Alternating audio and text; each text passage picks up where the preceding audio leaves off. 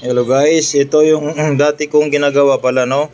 Munti ko na makalimutan yung mga ginagawa ko. Ngayon babalikan ko ulit dahil mayroong gustong magpapagawa naman na kaibigan ko. So ito yung temperature controller na incubator. Doon sa mga mahihilig ng mahilig magpapapisa ng mga panabunging manok o kaya tawag nito, yung mga free range chicken. So pwede kayong mag DIY sa mga bahay nyo gamit pwede kayong gumawa ng incubator na gawa sa styrofoam or doon sa mga plywood. So itong ginagawa ko, ito ang pinaka-importante, yung mag-calibrate nito. So ituturo ko na lang din sa inyo para sa ganon matutunan din ninyo. So ipa-plug natin yung saksakan dito. Oh yeah. Oh yun, kumandar na siya. Ngayon ang model ng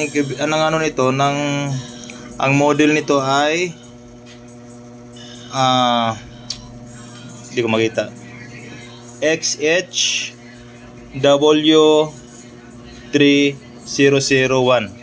Oh yan. XHW3001. So yung sa left side na nandoon sa manual, ito yung pinaka mababa na temperature. So doon siya mag-start, yung left side, itong arrow up na ito, arrow up. So 37.5. Pwede namang bago-baguhin yan, pero sa umpisa kasi niyan hindi pa na settings yan, nakalagay lang yan doon sa normal temperature na 32.5. lahat yan yung left and right na arrow, yung arrow up and arrow down, parehas lang yan sila. So isi-settings mo pa yan siya.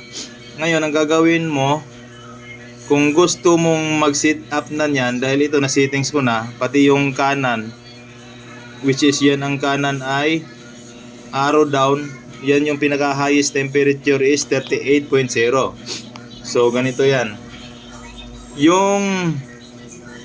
Yung arrow up na ito, na kung sakaling hindi pa yan na settings, ipipress mo lang to ng 3 seconds.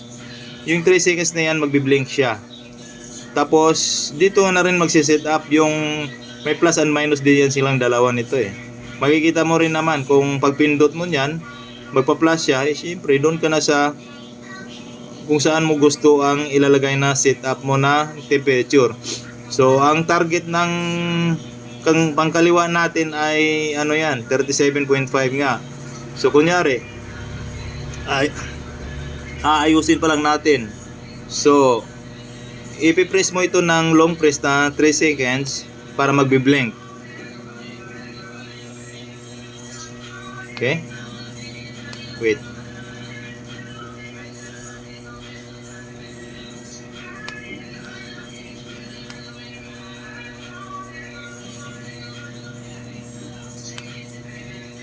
Hindi na siya magbi-blink pa ngayon. Yan.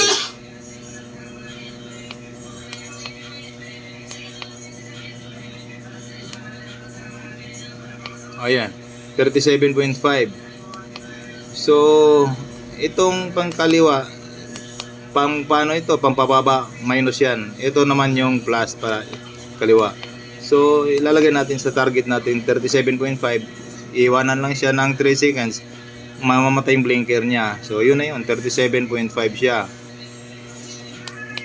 So yan, 37.5. Ngayon dito tayo sa bandang kanan, which is ito yung pinaka highest temperature is 38.0.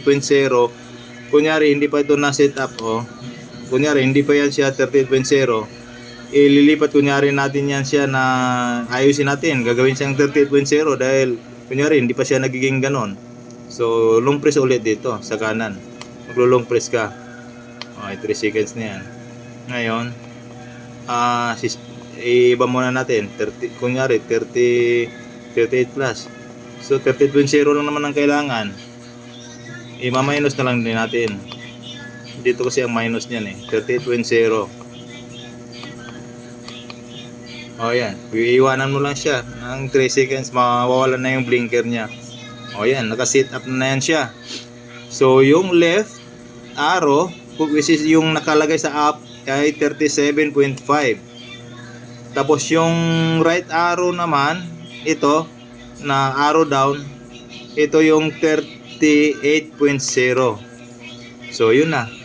Pagka mag-automatic na yung ano niyan, yung incubator mo niyan, pagka under rin na yan siya ng 37.5, mamamatay sa 38.0. Okay? Babush!